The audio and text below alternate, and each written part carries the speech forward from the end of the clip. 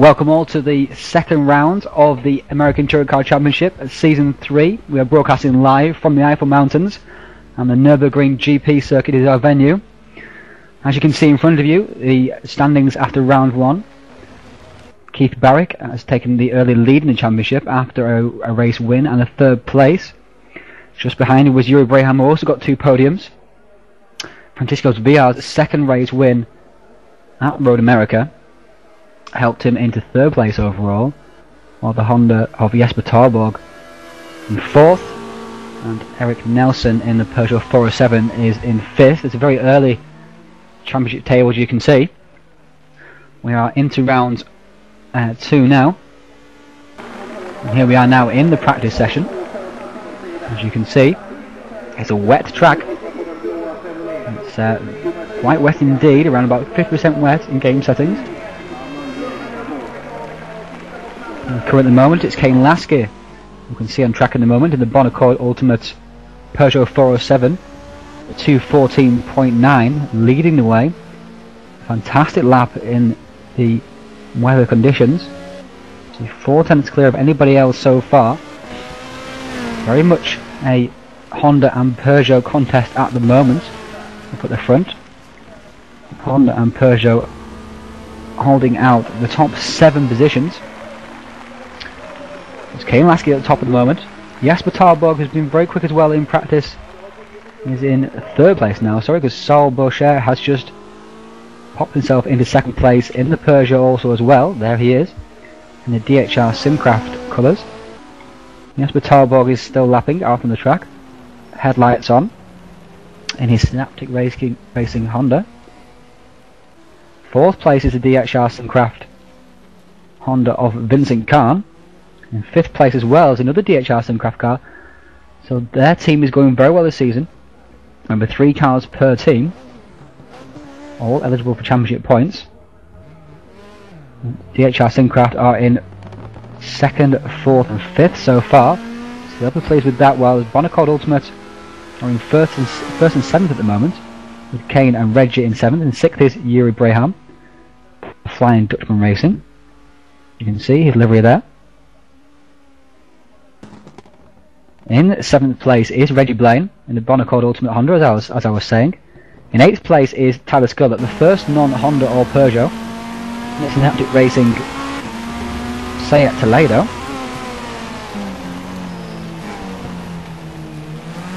Just as I was saying that, the NATO just popped up into 8th place, he did indeed. The Volvo S60. The Volvo and the... Oh, just pop along to the... There we go. The Volvo and the Honda seem to have the edge around here. The Peugeot 407 seems to be struggling at first, but it seems that people have worked their head around the Peugeot 407 in the wet.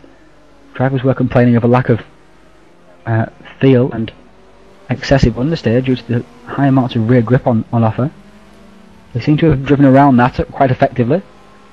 It's emphatically shown by Lasky and Boucher so far. As I say, in 9th place is Tyler, he's just put him up the pits now. In 10th is Swiderski. Going to be difficult this race for the BMWs. It's not really a real drive track as such, and the wet conditions can make things quite difficult, especially when racing in traffic. Any slight touch can send the BMW sliding around. Also not very difficult for it to attack the curbs at the chicane, like the front-wheel drive cars can. Hugo Gonçalves in his Seat there is in 11th place. He's one of a string of drivers who have joined the server for this particular event. 4 drivers have moved up from server 2 into server 1 after round 1. Hugo Gonçalves is one of those. Reese Gardner as well, and with Pedro Amaral and Gonzalo Inacio. So a whole host of Portuguese drivers there moving up. Hugo, it seems, was just practicing his pit stop there. Always valuable to do so. The pit lane entry is a little bit further in than perhaps you would realise at first, so it's very important to practice that. And we've seen as well at Road America difference people can make up just braking for the line in the pit stops.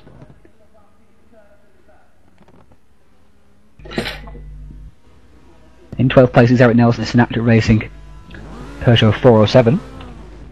13th is Abdul Ahmed, another Peugeot 407 in his Gulf colours. Dan Asbury is in 14th place, the other BMW. Yet to join, I think, is Francesco Villa, who's in the BMW as well. Robert Alves is in 15th, racing for Terra Australis Racing. Tar in 16th place for Track Devil is Stefan Werner. In 17th place is the other FDR car of Michael van Scheppingen. Robert Alves has just popped himself up into 13th place there. Just a smidgen ahead of Abdul Ahmed. Daniel Wood again for Terra Australis Racing in 18th place. There's Reese Gardner. He's on a 4-minute lap right now. Obviously he's had a little rest somewhere, or gone exploring. The Volvo S60 driving for Track Devil Racing alongside Stefan Werner and Darius Swiderski. 20th place is Paul Wood, rounding out the TAR crew. And in 21st, 23rd, 24th, Francisco Villa has joined the server.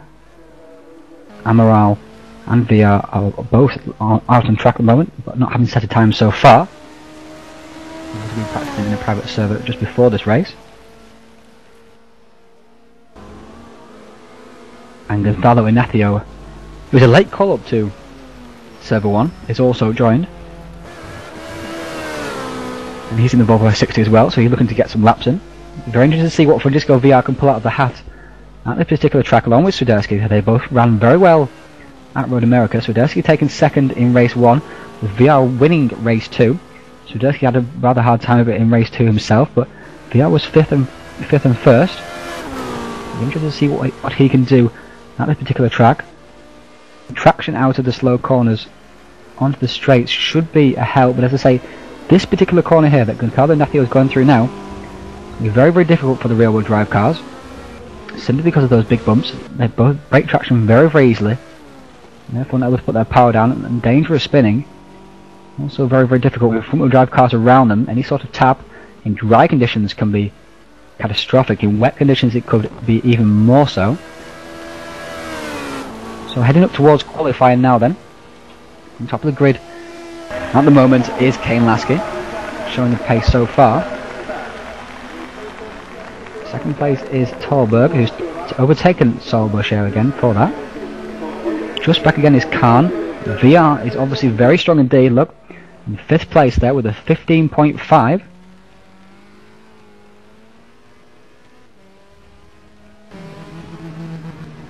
Obviously he's feeling good. Switch back to him now, he's on a better lap again as well. His best in the first sector. He's put plenty of practice in for this race, because it'll be a tough race for that BMW. Remember in the pre-race, Dan Asbury showed some decent speed. See the flick off the curb there, just puts it slightly wide and it's flicking back across the track at a bit of a moment. Always scary when that happens, but usually gatherable. Remember Dan Asbury had a good run in the pre-race we had here. 8th in race 1, the pole for race 2, if I remember correctly, or 7th and 2nd perhaps. But, again, the traits of the BMW around other cars caught him out as he was sliding, and another car caught him and that sent him into a complete spin. Just illustrated the perils of driving a rear-wheel drive car around other front-wheel drives. Francisco Villa brings his BMW, his art BMW, around the final corner. Down the straight he comes. See what he can set here. We have 15.399. The field gets ever tighter. Aside from Kane Lasky, who's got a quite big margin at the top of the screen. That's a fantastic lap from him there. Tarborg is on a 0.23, Boucher on a 0.27, Khan on a 0.38, and VR on a 0.39. So the competition once again, despite it being wet and despite such a long track, again a long lap time comparable to last week, despite all those things, the field is still very close. We are now tracking Vincent Khan, who is the reigning champion. A little bit of a difficult race last time around. He had a good strong, medium strong I suppose you could say, first race, up in 5th place, 6th place sorry, and then he was going very well indeed in the second race before a very strange move into turn 1. So he can go flying off in front of Yuri Braham, Keith Barrick and Jesper Torborg and out of the race. Partly killed his engine, whether it was an engine stall or whether the impact, which didn't look to be very, very big, killed his engine is to be debated, but that was the end of his race as academic, and he scored 0 points from there. Although he might have scored, actually he did score quite a few points, I stand corrected, because he did complete 50% of the race, but still, he could have scored an awful lot more. So an inauspicious start to his defence of his title. Several cars going faster than they were before. Vincent Kahn with green sectors and Barrick and Braham. Braham again looking for a strong run after his 2 podium finishes at Road America. NATO just popped up in the 7th now, so the top 8 is covered by less than 7/10 of a second. Vincent Kahn's on a fantastic lap at the moment, it seems. Green sectors for himself. Yuri Braham's dropped a little bit in that lap, I think, and he might have just held up Vincent a little bit there. He was just behind him, trying to keep his speed up. The final corner he comes. 30 seconds left in practice, so these will be the last laps for everybody to show that what they can do before qualifying. Over the line he comes, and a 15.1 dead. So Vincent Kahn is showing excellent form here at Nuerburgring. Just in the background there you can see Yuri and Keith coming into the pit, practicing their pit stops. Also crucial as well, the pit stop can be a bit slipperier, coming down the pit lane, trying to stop on your marks, not wanting to give away too much time, but overshooting can be catastrophic as you have to press reverse in the pit lane and come back again as well. Also crucial will be the strategy of when and which tyres you decide to change. Changing fronts only is theoretically quicker, but you may find that the rear wheels will wear away even, sorry. Too much for that, and coming into the next corners you will be finding that you know, oversteering all over the place. So here we are now in qualifying for the race. It's Super Pole, remember, so that's 1 out lap, 1 hot lap and 1 in lap, so just 1 chance at pole position. Let's go and view the action now. See who's going out first. Zarlin Napio is going out first. Let's see if the top runners are seeing this out. Yet Kane Lasky has decided to go up first. Once again, just like he did at Road America, I think. He went out very early. No, it's Swiderski, sorry. But Kane's obviously feeling the need to keep that momentum up at a scintillating 14.9 during the practice. He'll be very, very happy with that. Right on board with him now. On his warm-up lap, there's 2 different techniques to the warm-up lap. You can go around and weave the tyres, brake, accelerate, get the heat into those tyres, or you can decide to run flat out around the track and get some heat into those tyres and some normality to where it will be. Maybe used to where they are at that time. Keep the pressures up in those tyres as well. It's very, very wet of course as well, so maybe it's better just to quickly get around the outlap before those tyres cool down, giving the most amount of heat possible. Drivers reporting temperatures as low as 70 degrees for those front tyres, which are usually around about the 95 degree mark. So the rain is having quite a bit of effect here. You see, it's very, very damp indeed, as shown by his very oversteering moment there. Not sure he has to push quite that much on his outlap, but obviously trying to get a feel for the grip during qualifying. Of course, grip in qualifying is increased over practice, so perhaps these outlaps can be a precursor for finding how much grip there is before your 1 hot lap. This is the only chance you get to find out about that grip. Through the chicane now he comes. A nice exit there. He'll be looking for a very wide exit here, a wide entry here, sorry, and a nice exit. Coming on to the straight, keeping his speed up, changing gear just at the right point, changing gear probably just before the line to minimise any speed loss down this straight. Kane Lasky heads down the straight now, braking just after the bridge here. JC car dives under braking as he heads down into the corner. Very shallow line there, using all the camber he can. Maybe a little bit wide there, but it doesn't look too bad. Again, quite a shallow line around this long right-hander, sorry. Down to this long left-hander. Once again, the track goes all the way around and then shoots you back across again. Over this curve, using all the track and more. He heads down now towards the S's. Sliding the car into there a little bit, but he managed to get it sorted out. Nice line into the second part of the S's. It looked like he got an X, an apex, and an exit there. Oh, so crucial. Very, very easy to treat both corners the same there, but they're both completely different. Heading now down towards another downhill braking zone into the hairpin.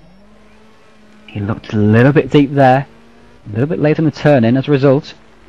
Managed to get a decent exit, it seems. Nice and neat on the exit. Up now towards the Schumacher S's. Flying through here, clipping one curve, running over the other. The car drifted out, we're not touching those white lines, the curves. We should not upset the car. We switch through another set of S curves. Using all the track, that's nice and controlled there. Turns the car in. Going down the hill now he comes. Before rising up the hill once again.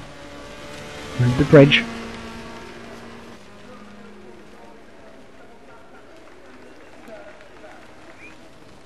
Braking now into the final chicane. Crucial for a good lap, this chicane. Bounces over one curb, bounces over the other. Very, very smooth. Not using all the curbs, interestingly enough. But very smooth indeed. Now going for a late as he dares brake into here. He's missed the apex quite a lot there. But it looks like he kept his speed up quite high. Diego Lopez's new miles per 15.1. And Kane Lasky of 15.075. Not as fast as his practice lap. That's a very good lap indeed. It'll be very, very interesting to see how others compare. How the likes of Jesper, Francisco, Saul and Keith can do, and Vincent as well. I'll check if any of those guys are on track at the moment. On track at the moment is Saul Boucher, who has set the best time of anybody so far. During Sector 1, Jesper is also on track. He's better set the best time of anybody. During Sector 2, he is 5 tenths up. Let's go and visit him for the final part of his lap. The Rouse has popped up in the third place with 16.0. Looks like Kane Lasky's lap will be eclipsed here. Jesper bounces it over the curbs. Slides it now into the final corner. It's a nice line there. Not exactly at the apex, but looked clean and tidy enough. It seemed to get a decent exit. NATO with a 14.7. Jesper with a 14.2. That's a scintillating lap there from Jesper. What can... No, I can just find him. I'm going to miss him at this rate. What can Saul Boucher do? He was on an excellent lap. He is still purple in the second sector. So I think he was under Jesper's time even in the second sector. So let's see what he can do. He runs now down towards this corner here. It's going to have to be a fantastic lap from Saul, but it's not. It's a 14.4, but still front row. He'll be very, very happy with that. Meanwhile, Reese has had a mare of a lap, a 225.8, down his 16th position. Who else is still to go out? Francisco VR should be on track at the moment. So is Yuri Braham. He has set 6th fastest time. So he won't be 100% happy with that, I don't think. Now switch to Francisco Villa. Vincent Carlin's got out on track as well, quite late in the session, but now we'll stick with Francisco Villa. See what sort of form he's got in the BMW. Flying now through these curbs. He's not faster than Jesper in the first sector. How's he doing in the second sector? The second sector split. He's coming up just after this corner. Very shallow turn in there, bit of a twitch as well on turning. Power down okay it seems though. 0.671 down, yeah, it's not very fast at all at the moment. Well, it's still in the 14s. If he can keep this pace up. Still not a laugh to be sniffed at. Braking now down into this corner here. Bumped the car over once, twice. Very brave to do that in the BMW. Obviously very, very used to using rear wheels. Keep himself on the track, braking now into this final corner. Again, nobody hitting the apex there perfectly it seems, but not entirely essential there at that corner. A 14.968 Francisco Villa. 14 has only put him in the 4th position. His compatriot and teammate Miguel Neto with 14.7. Sol Boucher and a 14.4. Jesper Targo and a 14.2. Let's see what Vincent Kahn has got for us, shall we? The reigning champion is coming towards the end of his outlap.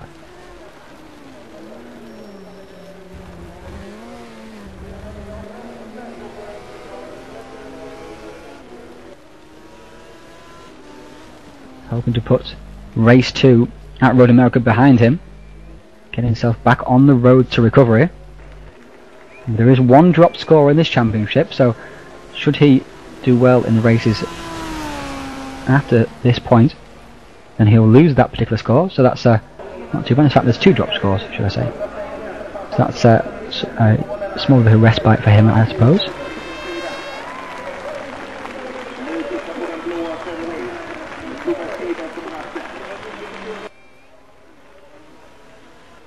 So Vincent Kahn heads around this first complex here.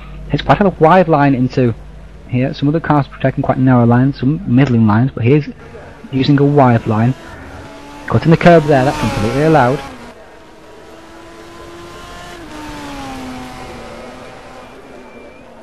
Now Vincent heads down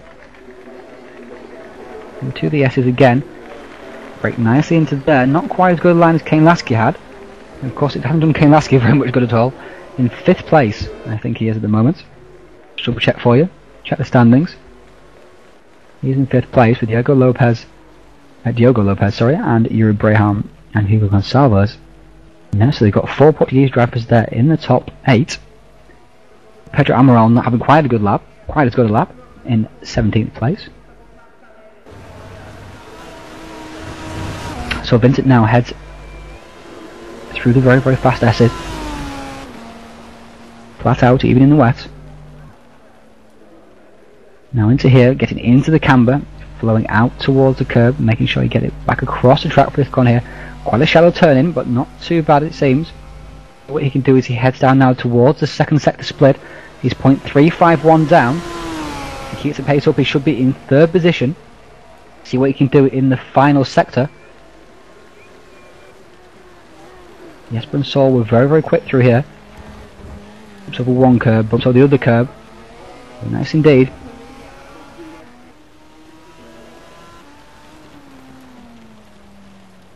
To the final hairpin he comes. Bit of a slide on turning in there. He's missed the apex completely. That may have cost him a couple of tenths of a second. And Jesper crosses the line in 4th position. He may have got 3rd position. It wasn't that slight slide at the final corner. But 4th position is for Vincent Kahn, and he'll be happy with that. Now let's check with Keith Barrow and see what he's got for Jesper Tolberg. He isn't faster so far during the lap. Very, very tight line there. First driver to do so.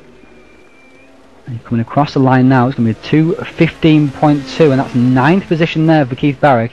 He's going to have it all to do in the race, starting from 9th. Won't be happy with that lap particularly. Not a bad time at all, but the level of competition is incredibly high at the moment in this particular series. And finally, to set a lap is Abdul Ahmed. Let's see what he can do. He's been running strongly so far. Running midfield. He heads now down in his Golf Peugeot 407. Top on board with him for this lap.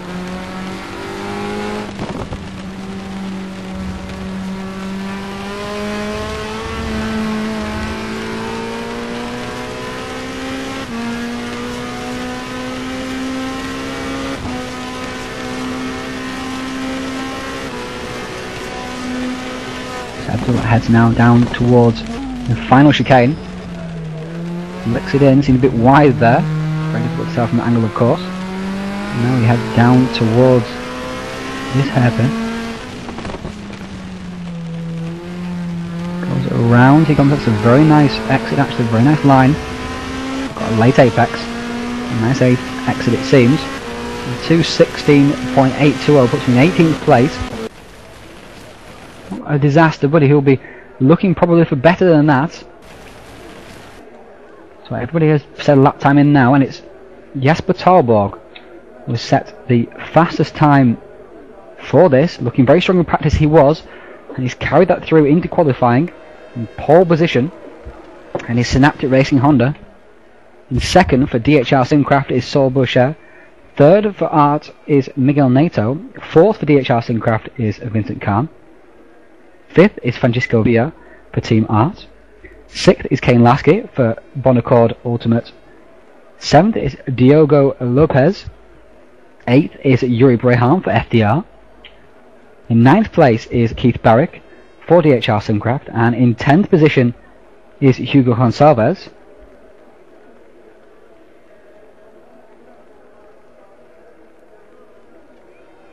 While the Synaptic Racing Honda of Eric Nelson is in 11th, and the Bonaccord Ultimate Racing Honda of Reggie Blaine is in 12th position. So congratulations there to Jesper Tarborg.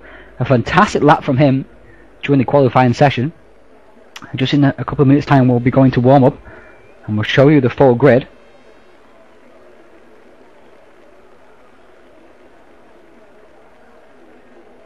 I must let you know at this point that I am under the weather, so if I'm sounding sexier than usual, that's because I'm having to drink Lemsip for my man flu instead of beer.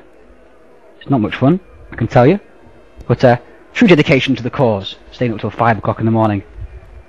Dedication you just can't come across nowadays. Keith is not paying me enough, obviously. So messages of sympathy are appreciated if you'd like to leave them in the chat room. Okay then, we'll be heading to warm up in a second.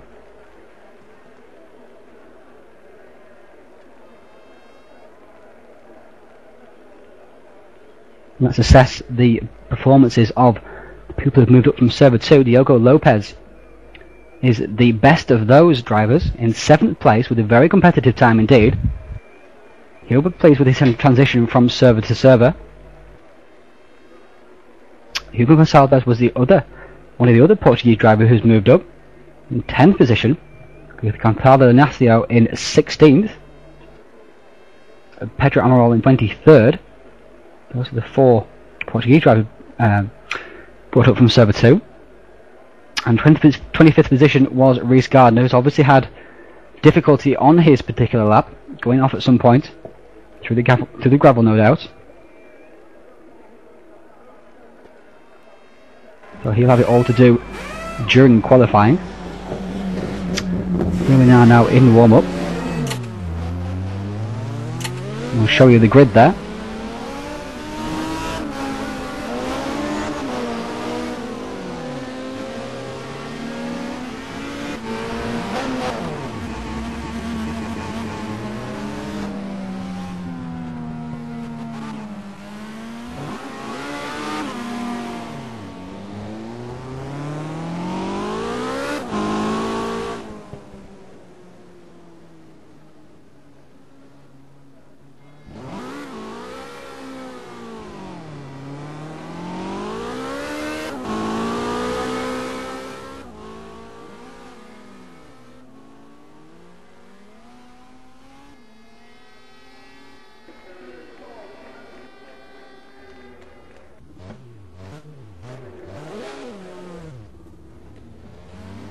Strong showing, as you can see, from the RDTCC Season 5 champion from Miguel Neto, who'll be looking to put the nightmare of Road America behind him, involved in all kinds of incidents. Finishing well down the order, much lower than he's used to being. The S60 might have a bit of an advantage in the wet weather as well during racing. It's naturally an oversteery car, so combats the expected understeer during the wet sessions.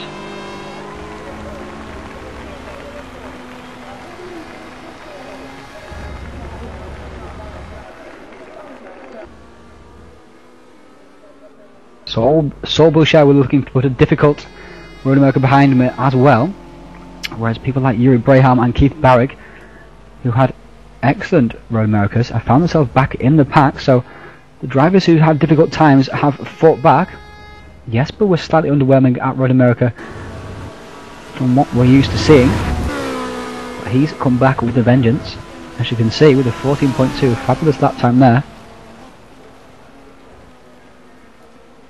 with a very nice mix of cars in the top 10 there, of course. Of course, Honda, Peugeot, Volvo, another Peugeot and then a BMW, and a Peugeot, and Diogo Lopez in his Seat, Yuri in his Honda, Keith in his Peugeot, and Hugo Gonçalves, I think it was in his Seat as well. Can you check that, Ryan?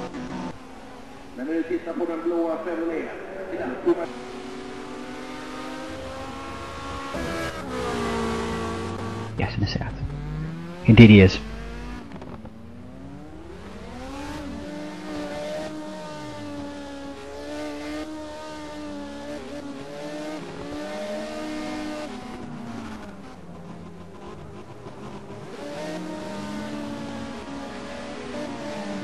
I stand correct as well. Miguel Neto and Francisco Villa are not driving for Art, as I've been reporting. They're driving for Portugal Racing Team, PRT.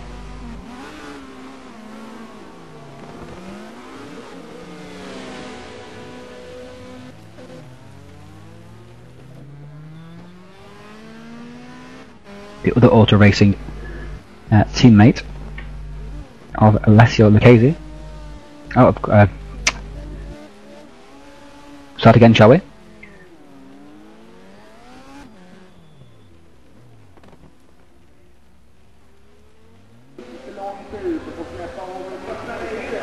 Pedro Amaral, should I say, is down in 23rd position. I was getting confused with all these Portuguese drivers. But it just shows the appeal of the American Chevy Car Championship, that they are willing to stay up at this time in the night, European time. We are now on 3 AM UK time, 4 AM European time. So it shows the quality of the field here, and the willingness for people to sign up for these particular events, even though they're not during their particular time scale. Just goes to show the enthusiasm with people want to be part of this particular event. Obviously just want to be on TV and have me talk about them. So warm-up is almost coming to a close.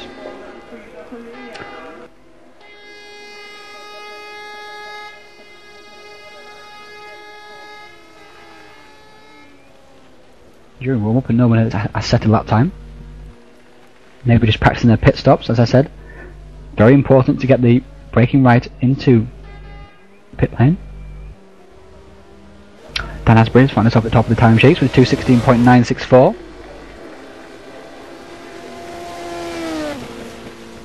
He's qualified a little bit further down than he would have hoped for. He's obviously hoping for rear-wheel drive power to help him during the first couple of corners. Remember, it's a rolling start for the first race. The whole field will drift around the track before lining up and going. Second race will be a standing start, so that's where the BMW will really be able to make its advantage pay.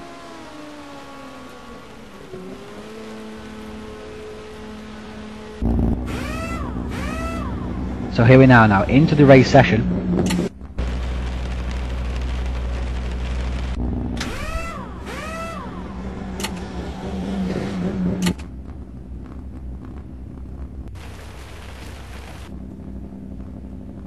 Jesper has already joined the grid along with Yuri Braham.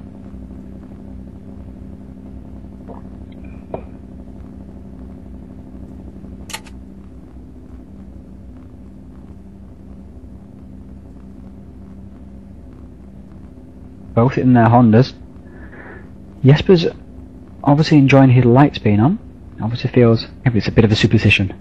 Maybe feels if he turns the lights off he won't go so fast. Cars are drifting onto the track now.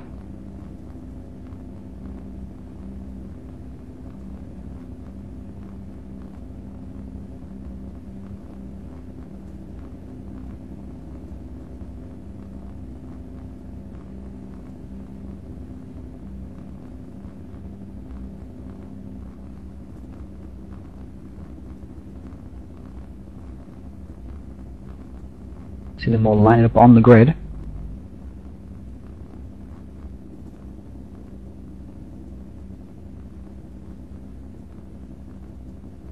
There's Sol Boucher taking his spot on the front row.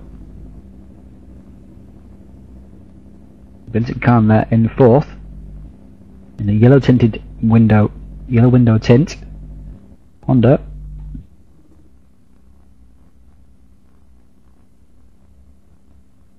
A bit of a trademark of his. He ran that during season 2 also as well on his Volvo C30. This year he's changed to the Honda Accord, but still retained his yellow tint.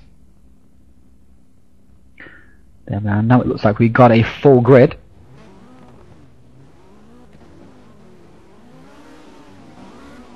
Cars are moving away on their formation lap.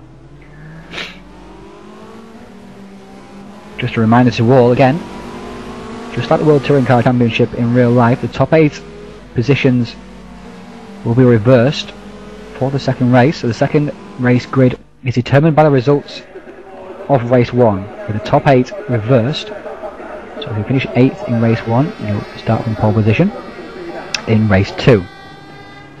Makes the 8th position highly fought for.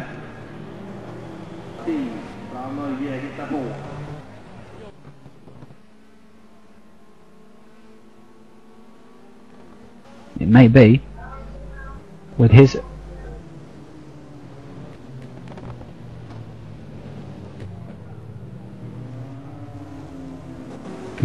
poor starting position that Keith Barker will look to utilise that reverse grid for race 2.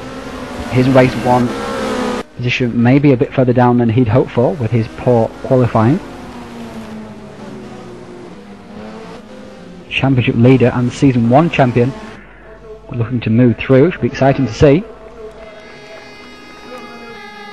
Miguel Neto seems to have copied Jesper Torbog's tactic of leaving the brake headlights on as well.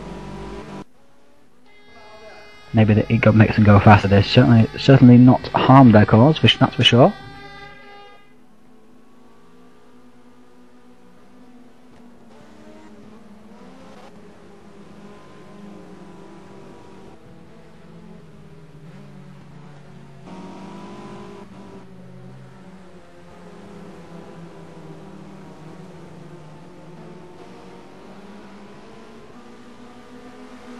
Heading on now around the middle portion of the lap. My Irish flatmate is singing at the top of his voice at 3 AM. Always entertaining. To be fair to him, he hasn't got a bad voice. But still, when you're trying to sleep, it's not great. But I'm not. I'm here with you guys for some American Touring Car Championship fun. As we build towards the start of this race, the tension we're building in the drivers. We head now down the back straight. Streaming around under the Zipcar bridge.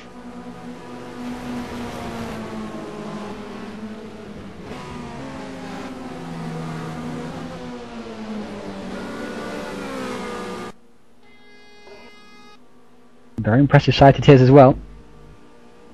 Head now towards the chicane.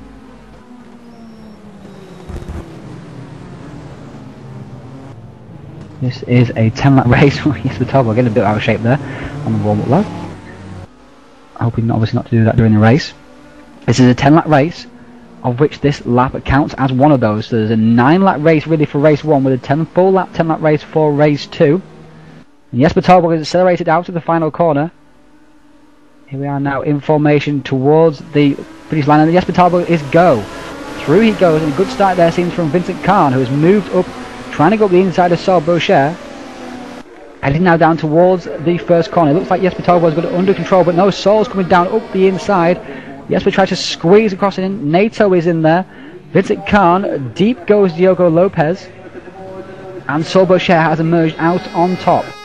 And there's contact behind. Vincent Khan has been hit by Miguel Nato. They've both dropped a couple of places there, it seems, and there's a big logjam in behind. 4 wide heading down into turn 3 even, sorry. And that's Vincent Khan there in 4th place. He's dropped 1 place because of that tap from Miguel Nato. Miguel Nato is just behind him, so they've minimised the damage there. caused during that, Kane Lasky's picked up those 2 positions. Keith Barrick has moved up 2 positions to 7th place. Eric Nelson's now in 8th. As Yuri Braham has had a poor start, is now back in 12th position. So heading now down, they seem to have calmed down a little bit, heading now down towards the hairpin. As we're watching Vincent Khan being shadowed by Miguel Neto. Neto involved in contact again in this race. He was involved in lots of contact at Road America, which he was penalised for. Francisco Villar has also had a very poor start. Now back in 14th position. After starting in 5th, he will be not happy with that at all. He's looking to fight his way back through into the top 8 positions. Back down the field, Reece Garner's made a good start. From 21st to 20th, from 25th to 21st he's come. Dursky's having a poor race so far. So of course, he's having difficulty, and we've lost a driver. I'm not sure who it is that's dropped out. But Salborshire leads. Jesper Tarbo just behind. They were the class of the field during qualifying. Kane Lasky is in 3rd. He was very, very quick during practice, so he'll be difficult to get past if Vincent Khan has any designs on doing so. And behind Vincent Khan is Miguel Neto. 6th is Diogo Lopez. 7th Keith Barrick. 8th Eric Nelson. And Jesper seems to be closing on Saul up front. We'll switch that battle now. Kane Lasky already moving across the track, trying to break the toe of Vincent Khan. Vincent Khan following him, making sure that Kane Lasky can't pull away from him. And it looks like Vincent is going to make a move. Kane has gone very defensive indeed. Vincent's going for the undercut, and he gives the back of Kane a little bit of a tap that allows Miguel Neto to close up on the back of Vincent Khan, and it's deja vu going into turn 2, sorry. And around he comes. Neto looks like he's gained a little bit on there. It's very difficult to pass into this corner. People can just cover the inside and go into the middle of the track. And it looks like Diego Lopez got very out of shape there. It looks like Keith Barrick gave him the attack because Keith slowed down, not willing to take advantage of that particular tap. And Eric Nelson's going right over the back of Keith Barrick now as well. So up front, Jesper Tarborg is shadowing the back of Saul Boucher. Very much a Jesper tactic of Tarborg tactic. Just shadowing for the first couple of laps, making his move later on when he knows where his strengths are. Very often just pulling away from the pack, so he's looking very strong here along with Saul Boucher. So Boucher for DHR Simcraft at the top of the table. Tarborg for Synaptic, Lasky for Bonaccord, 4th is Neto for PRT, 5th is Vincent Khan. So Neto has got past Vincent Khan. Resuming down into the S's, and now Diogo Lopez is all over the back of Vincent Khan. Vincent Khan is getting a real rub down during these opening laps. In behind Diogo Lopez is Keith Barrick, and he slides up the inside, and Diogo's gone sliding across the track. He held on to it. He's gone across the track. He's keeping the inside now on Keith Barrick, and Keith sweeps across. I'm not sure if there's any contact there involved, but Keith has taken the place. In 8th place is Eric Nelson, looking for a way through as well. Headlights ablaze on Diogo Lopez. He'll not be happy with that, whether it's a tap or a mistake. He'll not be happy either way, with himself or with the driver in front. Just in behind here now, we can see is the Volvo of Gonzalo Inacio, with Yuri Braham making up a position on him. He got to 12th at one point, so he's now into 3rd position, and already coming into the pits is Gonzalo Inacio. Fastest lap there set by Jesper Tarborg, 2:16.0. Following him behind is the Bonaccord Honda of Reggie Blaine as they break going into the pits, and very quick into the pits there is Darius Radersky. And also following in is Abdul Ahmed. So a spate of very early pit stops here. But back at the front now, we have Saul Boucher coming under increasing attack from Jesper Tarborg. This is lap 4. In 3rd place is still Kane Lasky, with a nice gap it seems on Vincent Khan. In 5th in 5th is Vincent Khan. In 6th place is Keith Barrick. 7th is Diogo Lopez. He is being tracked very, very hard by Eric Nelson also as well. Headlights ablaze on Miguel Neto's car. Jesper Tarborg was very, very close after the first sector there on Saul, but seems to have lost that little bit there. Much deeper under brakes, it seems, is going into that hairpin.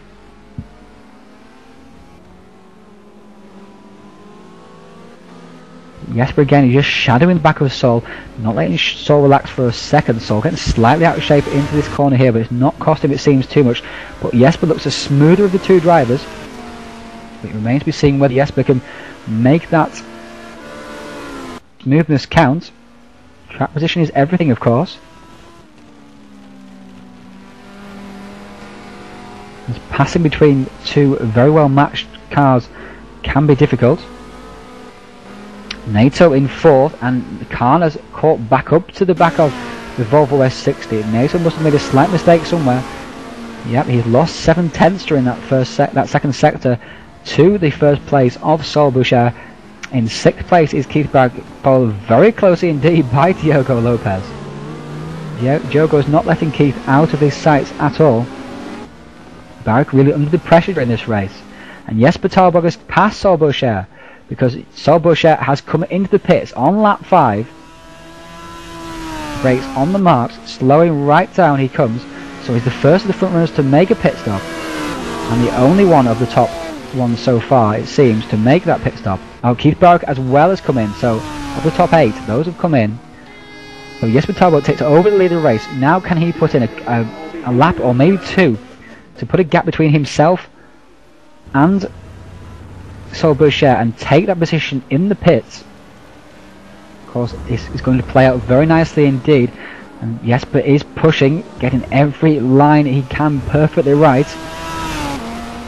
Jesper will have fresher tyres than Sol Boucher when they come out of the pits together, but it may be that the rears of Jesper's Honda may have worn a little more than the rears of the Peugeot of Sol Boucher, and therefore the balance may be a little bit more biased towards Sol Boucher. So it's a very, very close battle indeed. We'll stay with it and we'll keep you posted. NATO is still being shadowed by Vincent Khan.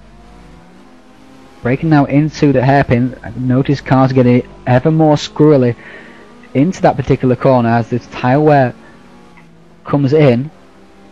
Pursuing them gallantly is Diogo Lopez and his Seat Leon. Eric Nelson seems to have dropped back a little bit during this run. Nuerburgring has worked his way up to 7th place. Of course, 2 people have pitted ahead of him, so he's in a net 9th overall. And a net 10th overall is Francisco Villa, who will be desperate to get back into that top 8, and therefore being prime contention for race 2, sorry.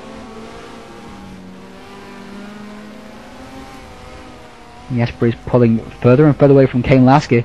Whether he can rejoin ahead of Sol Boucher is eagerly anticipated and looking forward to seeing this. Is he going to pit this lap? It looks like he is. Yes, he is. In comes Jesper Talberg. Is Kane Lasky pitting as well? Yes, Kane is coming in. Is NATO pitting? NATO pits. Khan carries on. Diogo carries on. Eric pits though as well. Yuri pits. VR is not pitting. VR deciding to carry on and go for fresher tyres during the second half of the race. So let's skip along now to Jesper Talbog as he comes into the pits. Stops on his marks. Very smooth stop there. Yep, he gets it right. Looks like he's changing the front 2 tyres from what I can see. Down he goes and away he goes. Now where is Boucher? Boucher should be coming down straight now. There's a Seat Leon and there is Boucher, and it looks like Jesper has a big gap in front of him actually. Very big gap indeed. Pedro Amaral is in the Seat Leon ahead of Jesper Talbog. Was not pitted. So that's very, very good news for Jesper Talbog. He's made that extra lap stick. Now can he get to grips with the balance of his car during this outlap, and it looks like that Sol has really got the bit between his teeth. He's all over the back of Jesper Talbog. This is for the race lead overall, remember. Heading now down into, and it's all over the back of Jesper. Jesper's really struggling on this balance of tyres. It gives the back of the Honda a little bit of a nudge, almost wide onto the corners. Tries to cut back up the inside, and it looks like he's done so. Heading now down, and it's a horsepower battle. Jesper's trying to squeeze across a little bit just to take the inside. Jesper brakes very, very late. Sol can't brake later. But Jesper's gone slightly wide again as well, and Sol's up the inside. Sol takes the lead, takes over the position from Jesper Tarbo, and overall overall 5th place, but a net 1st position. And it looks like Jesper's decision to stop 1 lap later has not paid off overall, because the balance of his car looks completely askew as his rear tyres have worn away. Can the balance of his car come back quickly enough for him to track down Sol? If not, will he be under attack from Vincent Kahn and Miguel Neto during the second half of this race? In 7th place is Kane Lasky, and he's now all over the back of Jesper Tarbo. So Jesper's really struggling in this second part of the race. He needs to get himself together very, very quickly indeed. In 8th place, keeping a watching brief, is Keith Barrick. Just behind him is Miguel Neto. So what on earth has happened to him? Why is he behind Keith Barrick? He should be just in behind Kane Lasky, so obviously something gone wrong there. Either a problem in the pit stop or a slight off somewhere. Perhaps he changed all 4 tyres, who knows? Maybe he forgot to request his pit stop and had caught his crew by surprise. So now Pedro Amaral has still not pitted. Sol Boucher has taken the lead of the race overall from Kane Lasky and Keith Barrick, and it seems, yes, Jesper Tarbo has gone back into the pits. I believe this could only be because he'd taken slick tyres on during his pit stop. Oh, what a disaster there for Jesper. No wonder he was so slow. Obviously a crucial error there from Jesper. He's blown his chances in this race, and possibly in race 2 as well, as he is dropped right down the field now. He's back in 20th position.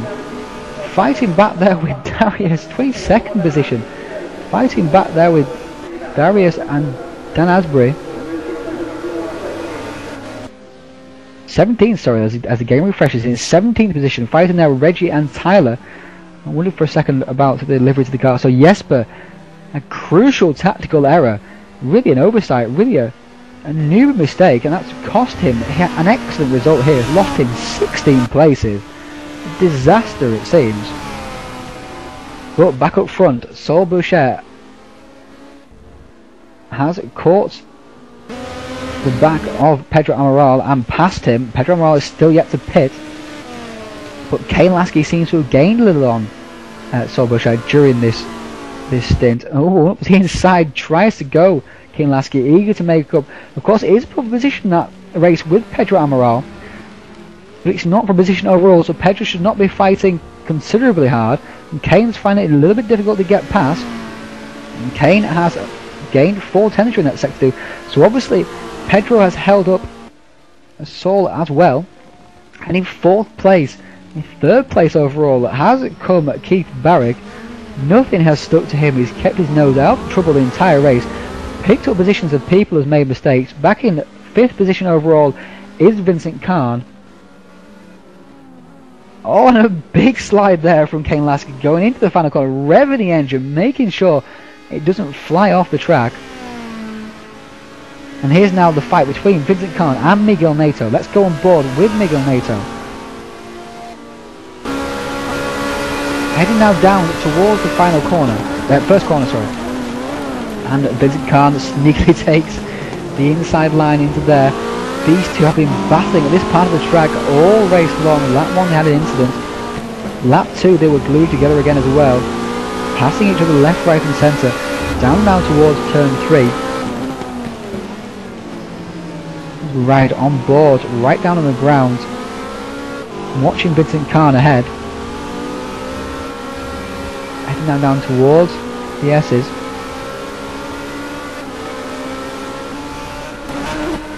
Now we'll take a look back at the Volvo S60 of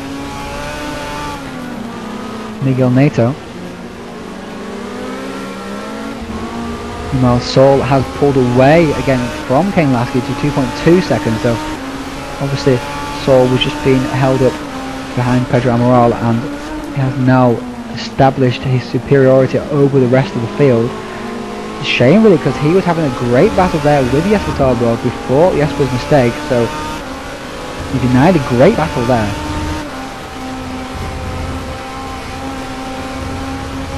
Like Vincent Kahn has just pulled that little gap, it seems, on Miguel Nato behind. Let's check further down the field. Diogo Lopez is in 6th, Yuri Braham 7th, Gonzalo Ignacio in 8th. You'll be happy with himself bringing himself back up into the top 8 after his lap 1 drop down the field.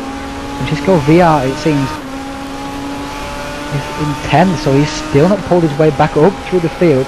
Let's check in with him, see how he's doing, because he'll be desperate to move his way back up. There's Hugo Gonçalves just behind him, his countryman.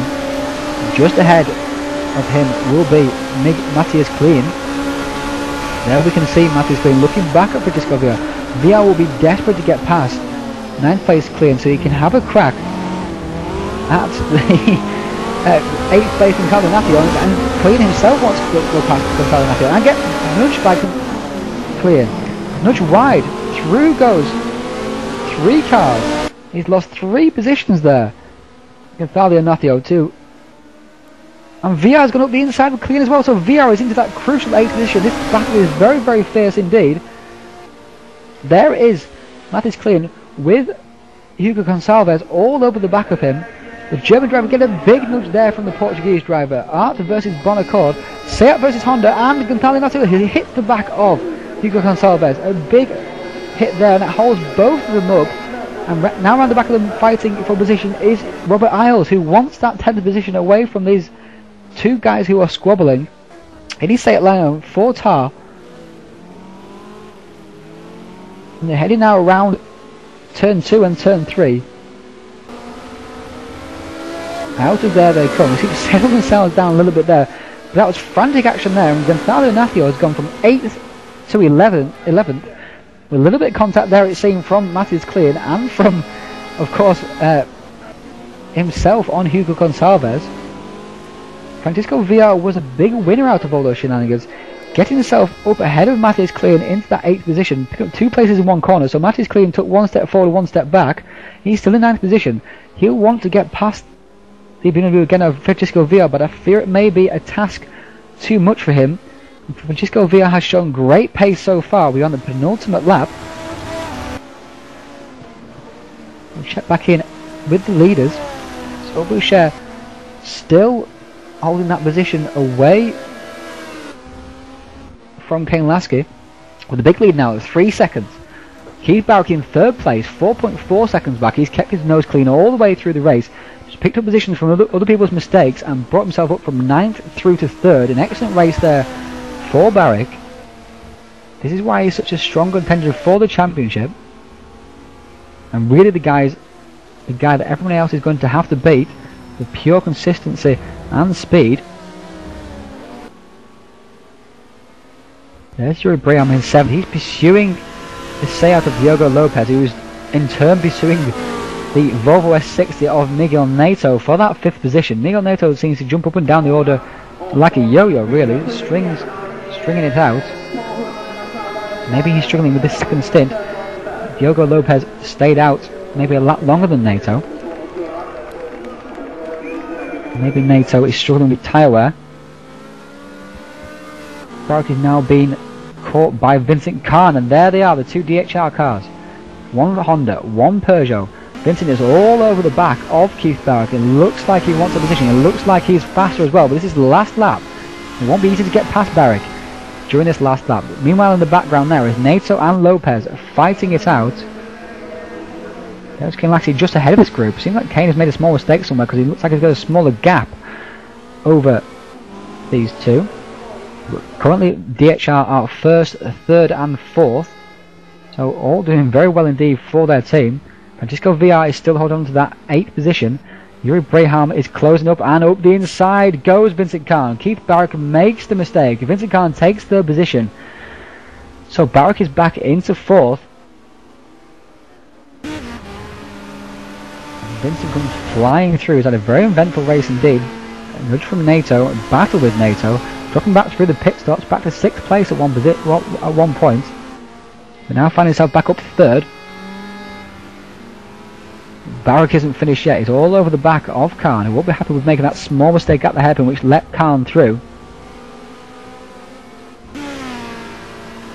In the background there is Nato, Lopez, Braham.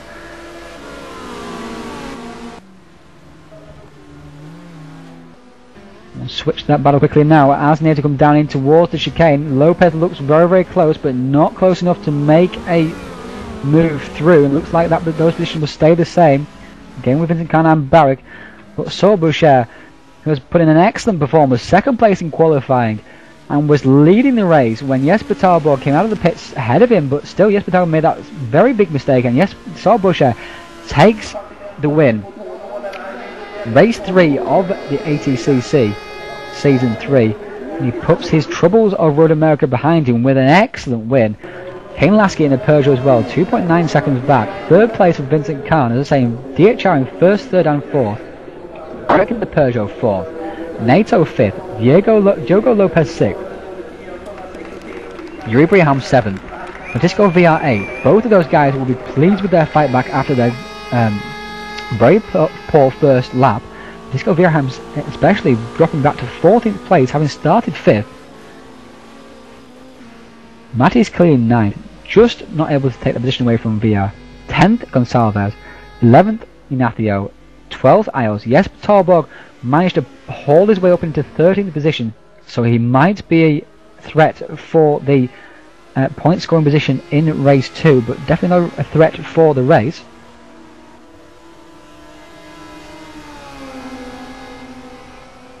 There's Daniel Wood in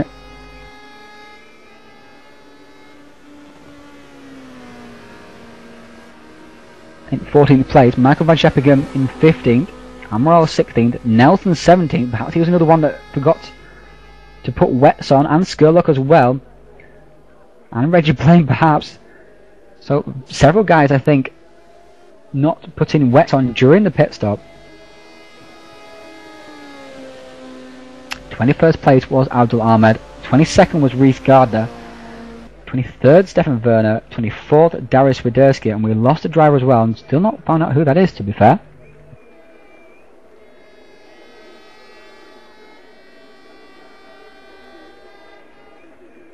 Can't quite tell from the standings at this particular point.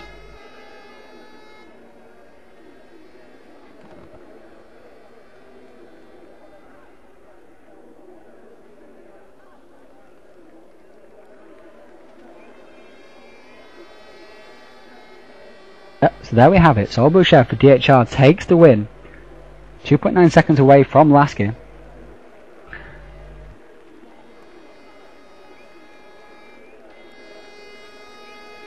Paul Wood it was that dropped out from the race. He gained a mini dump, so he won't be able to join for race 2 either. So very, very unfortunate for him.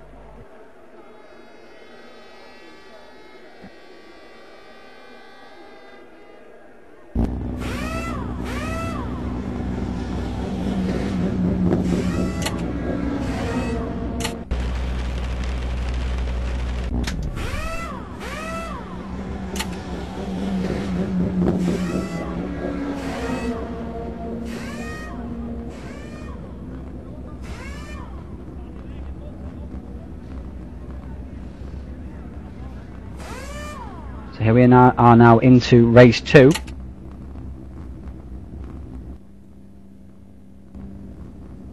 And on pole position for this race will be Francisco Villa, making the most of that 8th position in race 1. Second place will be Yuri Braham. Third Diogo Lopez. Fourth Miguel Neto.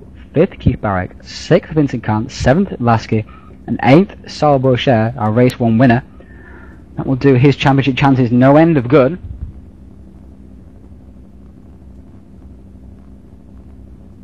Back in the 9th position will be Matthias Kling with 10th. Hugo Gonçalves rounding out that top 10. Jesper Talborg will start back in 13th as detailed earlier. He'll be looking for a very quick start here. Remember, this is a standing start for this particular race, so that will benefit Francisco VR greatly. He may even do exactly what he did at Road America, get away from the pack early and just set the pace and pulverise everybody and take a dominant and easy win. That may happen here with the fact that he'll gain a huge amount off the line here, well, should do at least anyway in theory. So he could be clear of the pack by the first corner and therefore able to set his own pace without other distractions around and perhaps take the win like he did at Road America.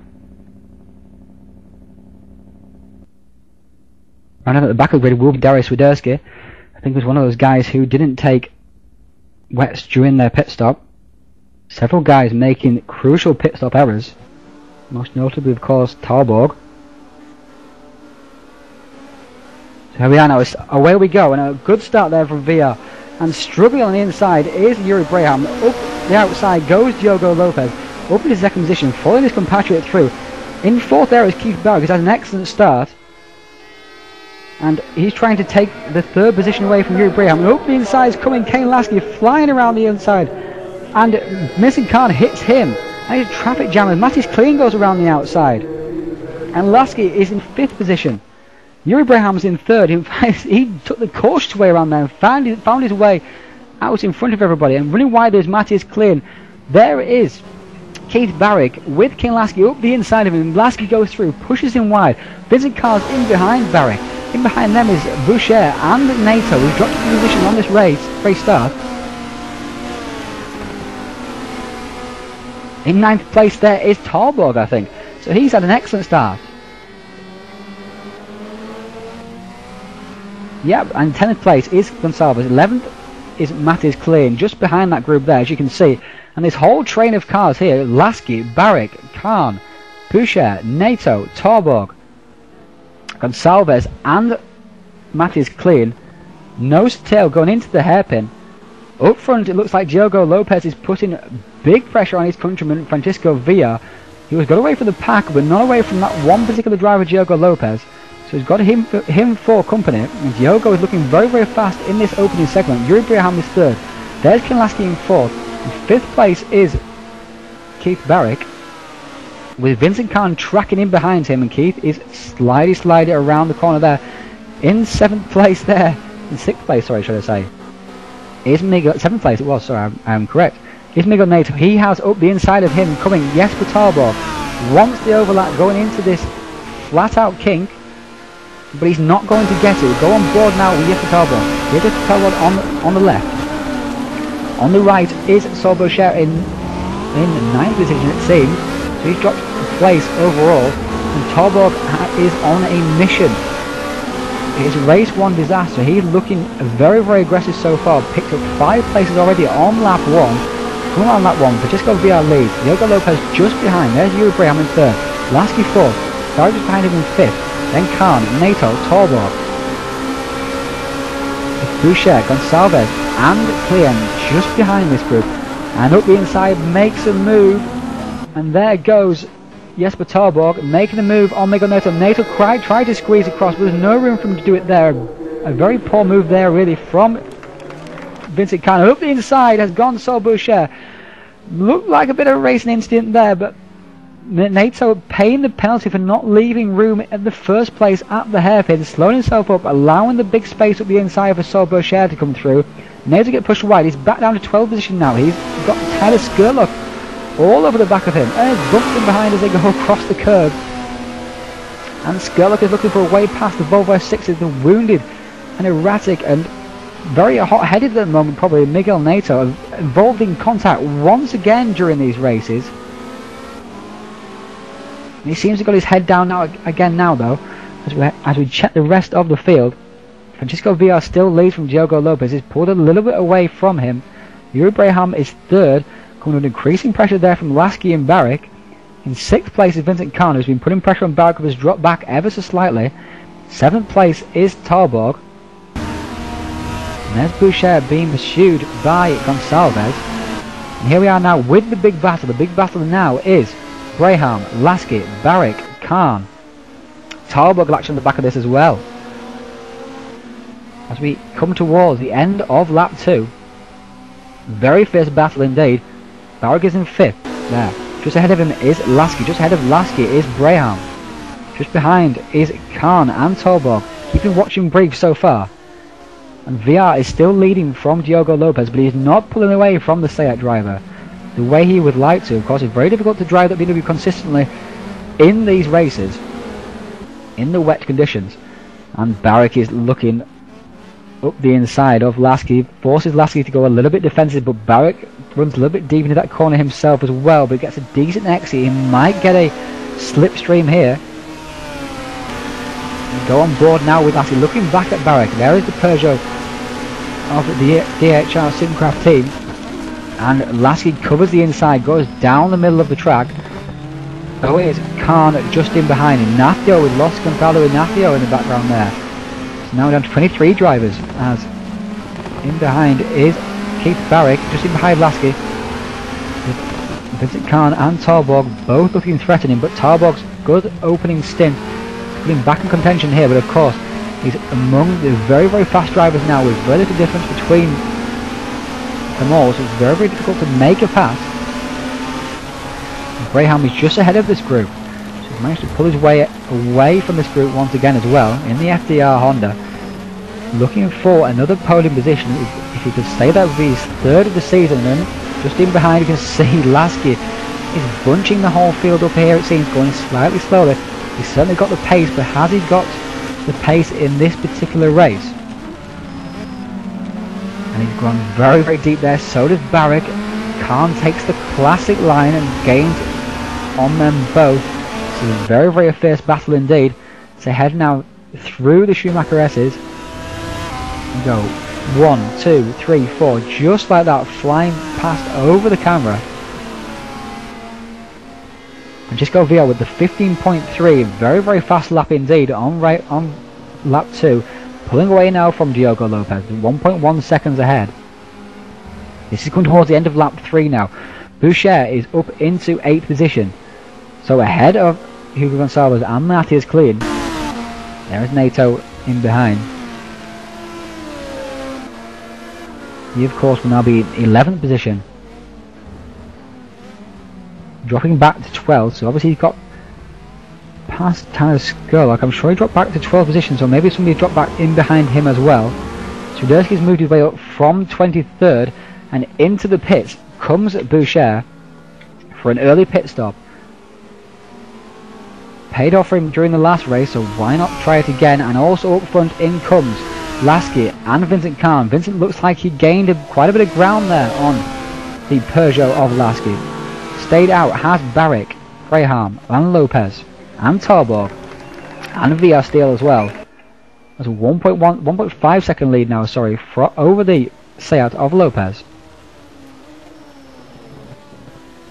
And now Jesper Tarborg is just behind the Peugeot of Keith Barrick, and he's looking very aggressive indeed, looking really on the money, really trying to make up for that crucial error during race 1. He looks absolutely fired up and stoked for this race. It wouldn't surprise me at all if he comes out ahead of the guys who are pitted. Lasky and Boucher, who's already ahead of course as well, and Khan. This charge up through the field, all of the back of Barrick now as well. Barrick, who started in 5th place, is now up to 4th, but that's probably a net 5th position. And up the inside goes Jesper Tarborg. He can't quite make the move stick though again, as well as Barrick runs wide again at that hairpin. He did that during race 2, and that let Vincent Khan have the position during the last lap. Jesper is crawling all over the back of Barrick. What Jesper doesn't want, of course, as well, he wants to get past Barrick. We don't want Barrick to drive too slowly, that he doesn't pick up the positions in the pits. That's what he'll be looking to do. But of course, it's very difficult to resist not having a go at every single corner, trying to get past guys, and a very, very oversteer coming out of that corner there. He's pushing extremely hard, is Jesper Tarborg. Down now towards the chicane. Who will be pitting this time around? Is VR pitting? VR's not pitting. Lopez is pitting. In comes Lopez. Braham does not pit. Barrick pits. Tarborg pits. Tarborg gain on Barrick in the pits. Having someone in front of you going into pits can be a big help to judge your own braking. For that big line there, and there it is, just there, stopping for the line. I think Barrick did a better job than Tarborg going into there. Looks like there's a slightly bigger gap now because they're going slower than and the gap still looked the same distance before. Jesper stops on his marks. Up front, VR still leads. There's Lopez in the pits. Nato in 3rd place. He's not pitted, of course. There comes Barrick out of the pits, and there goes Tarborg out of the pits. Obviously hoping as well this time he made the right decision to change to wet tyres, and there goes Lasky and Vincent Khan. Have they overtaken Barrick out of the pits? There they come now. Barrick is holding them up, trying to hold them at bay. And there is Kane Lasky trying to slide up the inside of Barrick. He's done so. Kane goes up the inside of Barrick, again taking Barrick in the same corner he did on lap 1. And up the inside now is coming Vincent Khan. He hits the back of Barrick, touches the back of the Peugeot. Torborg is taking advantage. He's taken both positions there. That's fantastic driving, opportunistic driving there from Torborg. And now he's all over the back of Kane Lasky, heading down now towards the Schumacher S's. On the grass they go, bumping, touching, going into there. Kane's being very aggressive. Round the outside goes, yes, but he's made it stick. A fantastic move there. But can Kane Lasky get the cutback? Heading down towards the hairpin. Has he got enough of a run? I don't think he has. No, he hasn't. Fabulous driving there from Torborg. He picked up 3 positions in just 2 corners. Opportunistic, smelled his opportunity and went straight through. Great driving there. So he should be up into a net 3rd position overall, I do believe. 4th position, sorry.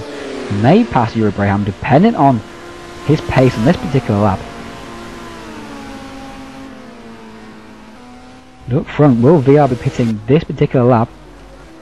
Amaral stayed out a long time once again. NATO is currently still out there. Braham pits. VR pits. Will NATO pit? NATO will pit. Into the pits he comes. Round on lap 6 now. Lap 6 of 10. Braham is pitting. There is VR pitting as well. Let's head back towards the battle with Jesper Torborg and see where he comes out in comparison to Braham and VR. He's pulled away from Lasky. Jesper is on absolute fire in this particular race.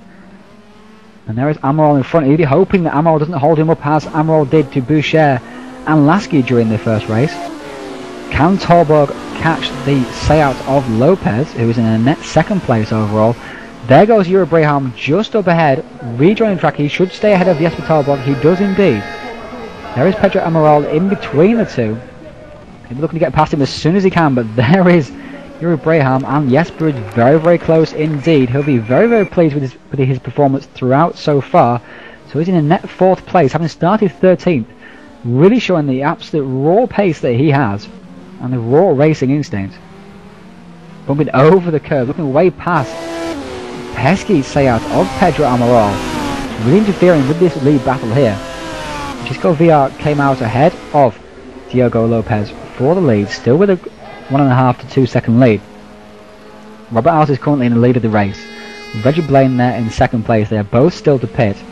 Still to pit as well is Pedro Amaral, but apart from that everybody else is pitted, and the big battle in behind here with Lasky and Barrick in behind him still. This battle rages on. Torborg looking to get past that say-out of Pedro Amaral, and he's been held up badly up behind him.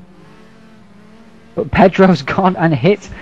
They've made contact, and Torborg has lost some ground to Lasky. Now he's under pressure. Torborg won't be happy about that at all. Amaral has interfered with the leaders quite a bit in both races. He's perfectly entitled to. Of course, it upsets the natural rhythm and order of things. Racing 4th position after all, but not realistically. They're not making a pit stop, and Torborg's run very wide here. Lasky's looking for a great run off this corner to take advantage, but not got it, and instead it's Barrick who's made a good run off the corner. He's pressuring the back now of the Bonaccord Peugeot. Heading now down into the chicane. He's got a big toe, and Lasky's gone very defensive. Takes the inside, drifts across back a little bit as well. He's gone very deep. He's gone far too deep. Through goes Barrick. Barrick takes the opportunity. In behind now is Vincent Khan. Can he take advantage of this? Boucher is behind Vincent Khan also. Can Vincent Khan take advantage of Lasky's on both sideways, the DHR cars? Sol almost going into the back of Vincent Khan, coming down the track here. And now everybody's pitted. And the order is shaken out just like this. VR is 1st, Lopez 2nd, Braham 3rd, Torborg 4th, Barrick 5th, Lasky 6th, Khan 7th, and Boucher in 8th. It's the usual pretenders fighting out those positions once again. As round they go.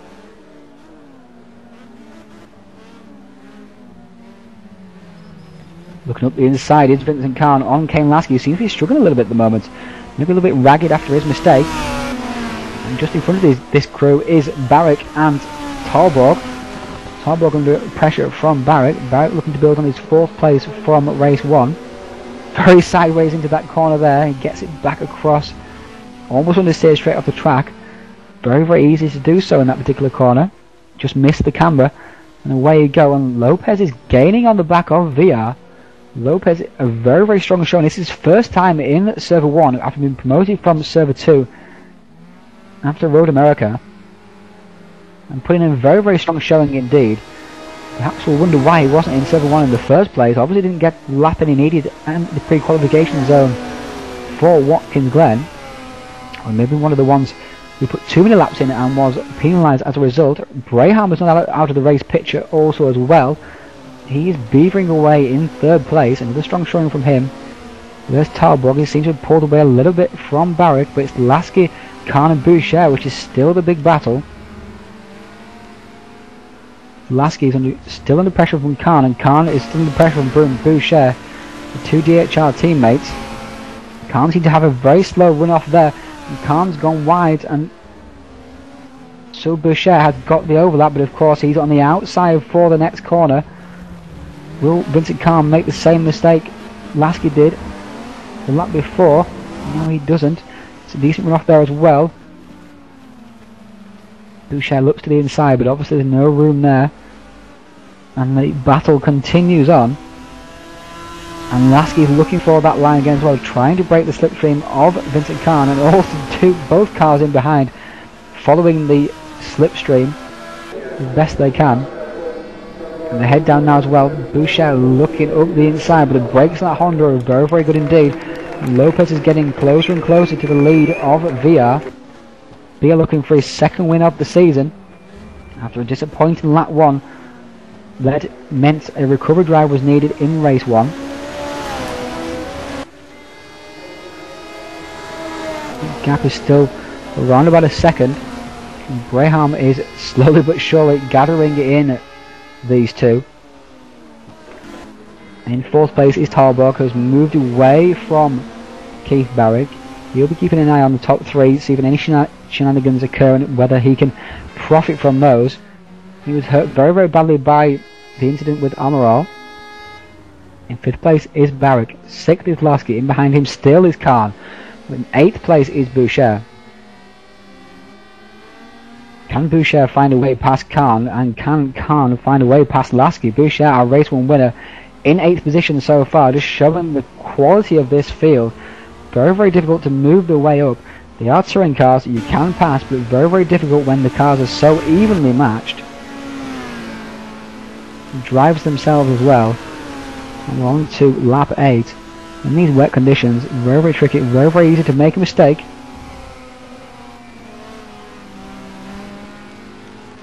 And Lasky gets it slightly sideways into that corner there, but he seems to get away with it. Khan seemed to get a better exit though, it seemed. He seems to be doing okay.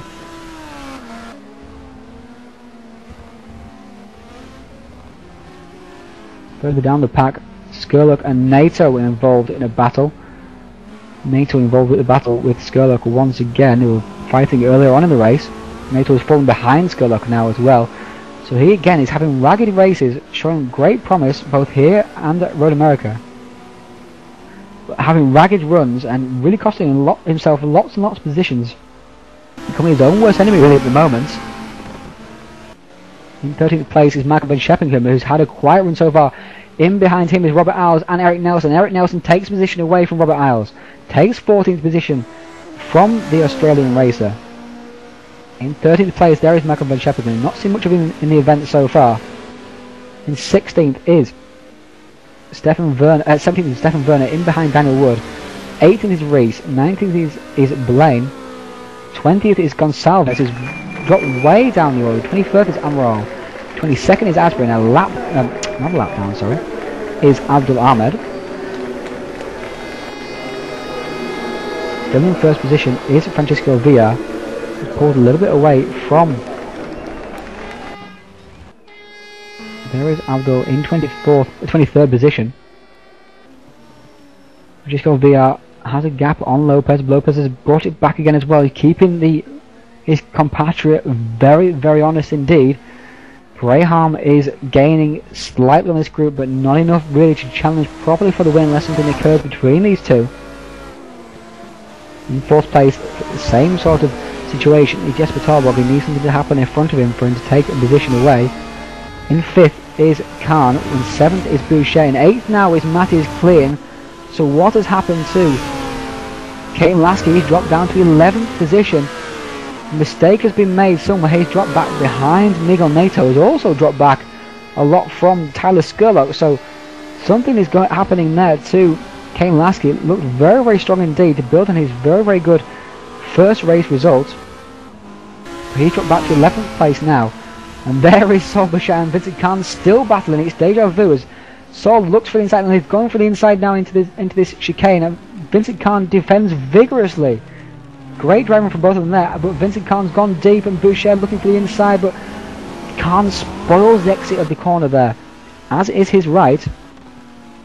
And VR has made a small mistake up front, it seems, because Lopez is right in behind him now, and Braham is less than 2 seconds behind. On to the final lap. Can Lopez take a sensational win? His first time in Server 1, and only his second race. Race 1 of course being his first race. Can he take the win on the final lap from VR, his compatriot, and take a sensational win? This will be a fantastic result for the ART driver. In behind him again as well, stalking is Yuri Braham. VR is looking more and more tentative as laps go by. 6th and 7th is still Vincent Khan and Boucher, with Mattis Klein gaining these as well. So perhaps I think Khan, Boucher and Lasky must have had an incident which held them all up, because Mattis Klein and Tyler Skurlock have all gained on them and they were quite a way behind before that. There is Braham in 4th, there is Lopez in 2nd, Braham in 3rd, sorry I should say. And VR now is just half a lap to go, less than a minute. Take his second win of the season, put himself back into the championship fight, which he lost quite a bit of ground with his 8th place in race 1, which, considering his lap 1 exploits, was actually quite a good result. But this win has been much more gritty than his win at Road America, where he just drove away from the pack. This win he has dug deep for, and Lopez is still not safe from the Honda of Yuri Braham. If Lopez makes a small mistake into this corner, Braham will eat him for breakfast. In the 4th place there is Jesper Torborg. Khan is still staying ahead of Saul Boucher. Round the last corner they come up to now. VR looks like he's going to take the victory. His second race win of the season. There in 2nd is Lopez. Lopez gains on VR into the final corner, but he tantalisingly close to that win, but he gains an excellent 2nd position anyway. VR wins, Lopez 2nd, Braham 3rd, less than a second covering the top 3 after 24 minutes of racing. In 4th place Torborg, 5th Barrick. A 4th and 5th place for the championship leader. I don't know if he'll be leading championship still after this race. I think he might just still be doing. 6th Khan, 7th Boucher. Khan managed to hold off the tensions of Boucher. Skurlock in 8th, 9th Klein, 10th NATO, 11th Lasky, 12th Swiderski, moving himself well up from 23rd position. 13th Nelson, 14th Van Scheppingen, 15th Robert Isles. So Nelson must have been ahead of Van Scheppingen at some point as well. So we saw them behind the Dutch driver before. Wood in 16th, Daniel that is, 17th Werner, 18th Gardner, 19th Gonsalves. In 20th position, coming over the line, should be Pedro Amaral. There he is, and 21st should be Dan Asbury. Can we scroll down the grid? Thank you, there we go. 22nd was Reggie Blaine. He's had 2 nightmarish races after showing some good pace even in practice, and in 23rd position now, just finishing the race, is Abdul Ahmed, who's obviously had quite a bit of trouble. We'll see what happens to him if we can a little bit later on. Abdul rounds out the field. So there we have it. VR takes his second race win of the season in just 4 races. Obviously the race 2 master at the moment. In second place, as you can see, was Diogo Lopez. 3rd Braham, 4th Tarborg, 5th Barrick, 6th Khan, 7th Boucher, and 8th Tyler Skurlock with a very good run, keeping his nose clean once again. Lasky will be disappointed with dropping to 11th after his strong run. Klein will be pleased with his 9th, keeping it up there. NATO again, a scrappy race, leaving himself in 10th place. Swiderski has not helped his championship hopes at all with 2 poor results here, although 12th place was good considering the place he started from in race 2. 13th place was Eric Nelson.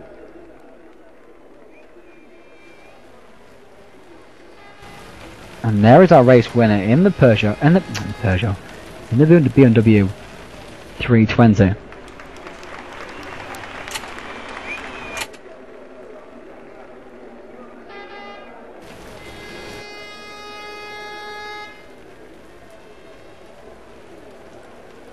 So we should be joined by a couple of drivers now from Server 1.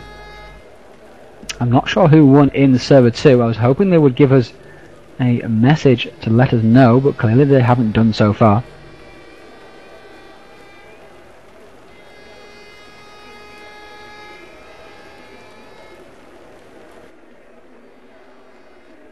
So the end of 2 grueling 24-minute races. Sol Boucher took the first race win, with VR taking the second race win, and Sol Boucher joins me now. Sol, an excellent race win there, profiting from the mistake in the pit stop from Jesper Torborg. How do you think that went? The race overall? How did the first race go for you? Did it all seem under control? I think I kind of got gifted a little bit of luck there with the positioning at the start. I totally expected, I would have thought that Jesper would have gotten the inside lane, but I got that, and I was able to basically make it stick going to the first turn and take the position away from him right off the bat. So that was kind of a bit of a luck draw for me there. Overall, the race, I just focused on attrition, tried to make sure I hit all my apexes right and not make any mistakes, because I mean, that'll just kill you on this track in the rain. One small mistake and you can lose a second easily on this track. So it was a lot of focus. I really had to focus down. I pitted early. I kind of figured that that would balance my tires over the second stint, and I wasn't thinking that I might get stuck behind some of the back markers. So I think that mistake kind of offsetted the mistake that Jesper made, and he was actually able to get out of the pits in front of me there, but I was able to get around him again because I had warm tires. Yeah, I mean, at what point did you realise that that he had the wrong tires on his car? As soon as he came out of the pit, I knew that his tires would be cold, and mine were up to temperature. So at that point, I knew I had to pounce on him then and there. I had to, basically take opportunity and get around him quickly, or I was going to lose the race. Did you twig that he was on the wrong tires once he dropped quite dramatically back? No, actually, I didn't. I didn't realize that until later on in the race. I figured they were just cold. No, he's obviously changed the tyres to the slick tyres. Very easily done. The second race, you were involved in a massive scrap with Khan, Lasky, and Barrick for most of the race. How did that one go for you? Actually, no, that wasn't me. That was Vinny, I believe, that was locked in that battle. I was kind of a little ways back from it, kind of watching it from behind. Oh, Khan was there. Well, you were all over the back of the Khan for most of the race. I was behind Vinny. Yeah, Phil was behind me for most of the race. Vincent, Khan? Yeah. Oh, gotcha, yeah. Okay, maybe a little bit too close for me. We'll skip over to Yuri. Again, another podium, Yuri, but the first race didn't go so well for you. The first lap you saw yourself drop back to 12th. You managed to bring it back to 7th. What happened on that first lap? What can I say? A combination of the bad weather. and a lot of cars on the track. Yeah, so yeah, there was a little bit of bumping, but you can expect that with this kind of weather. So yeah, I caught a little bit, hit it on the rear, and then I dropped back a little bit. So yeah, the rest of the race was like battling up the field. My call was to finish in front of Keith, but he had a really good start, and he was just on the right side of the track when everything happened. Yeah, I mean, in the second race, though, again, you were cautious into turn one, but emerged ahead of everybody else in third place as they all got into each other and a massive traffic jam ensued. So obviously, being cautious in race two paid off. In race two as well, you had good pace, but couldn't quite catch the back of Lopez and VR. You almost did at the end. How did that go for you? I mean, did you struggle with any balance problems at all? Well, actually, as Keith said before, never would change a winning setup, and you can imagine what I did. I changed the setup. I didn't like it in the first race, but I think it was also due to the little hits on the car. You can really feel that when the conditions are red. And yeah, in the second race, it was just trying to catch the two front runners of me, but they had slipstream of each other. And then they're just a little bit quicker on the straights. So I was hoping that someone was catching up with me to push me to them. Yeah, it was nice to see them in front of me for the whole race. Yeah, so keeping watching brief the whole time. Moving on to you, Keith. You managed to keep your nose clean and move away up from 9th after a poor qualifying in race 1. But Vincent got you on the final lap. I was struggling quite a bit with the car. Also, Vinny was way quicker than me, and if it was anyone else, I probably would have defended until I had no doors left.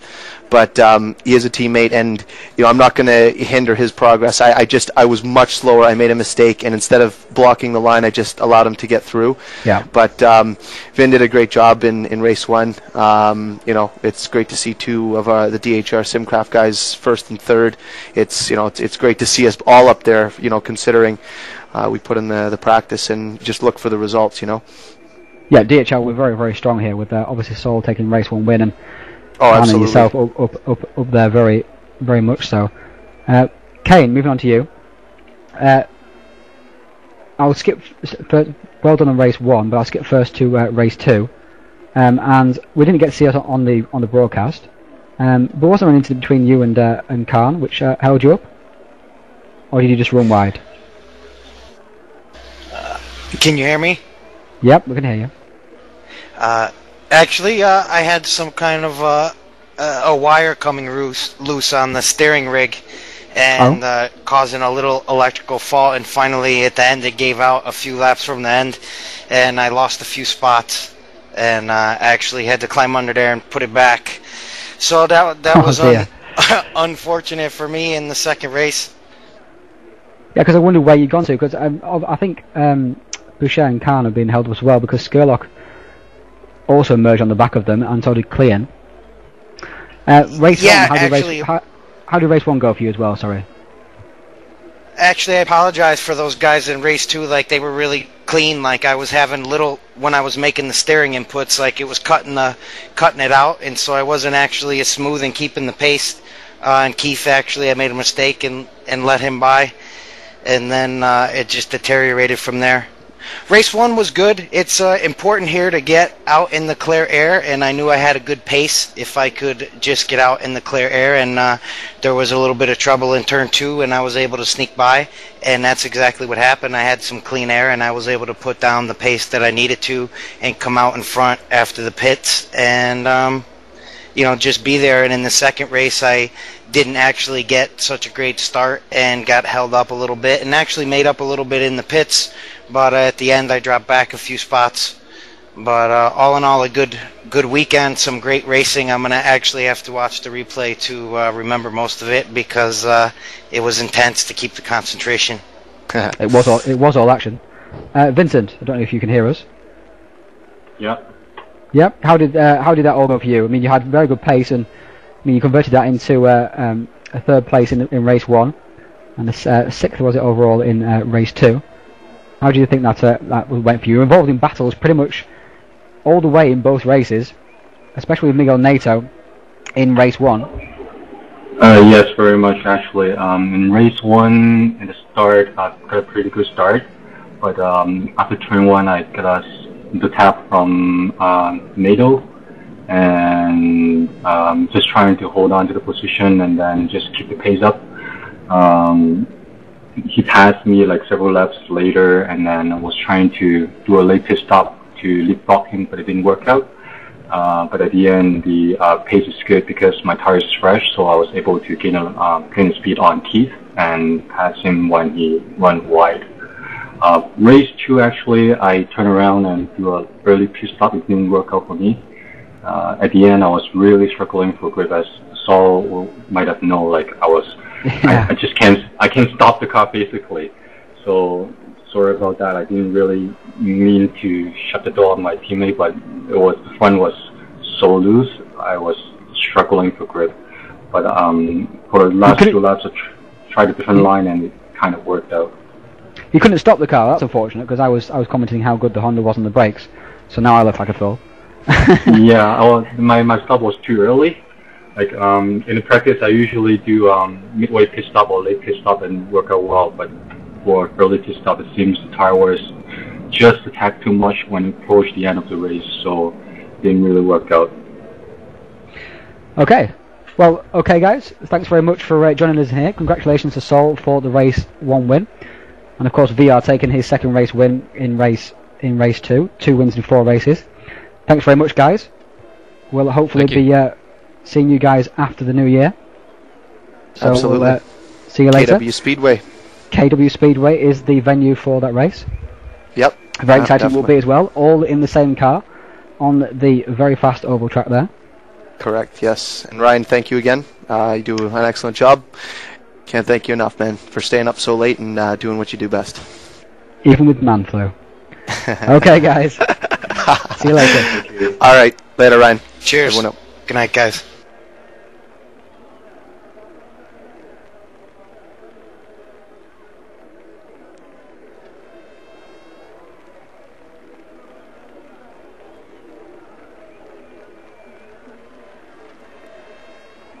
Okay, guys, that was the second event of the American Touring Car Championship, Season 3. Just heard from the drivers.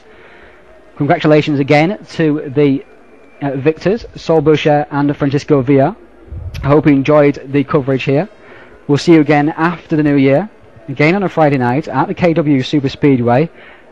The difference with this event is that every single driver will be driving the same car, all driving the BMW 320SI, which is found to be best for that particular race. So look forward to that. It promises to be a very, very close battle indeed.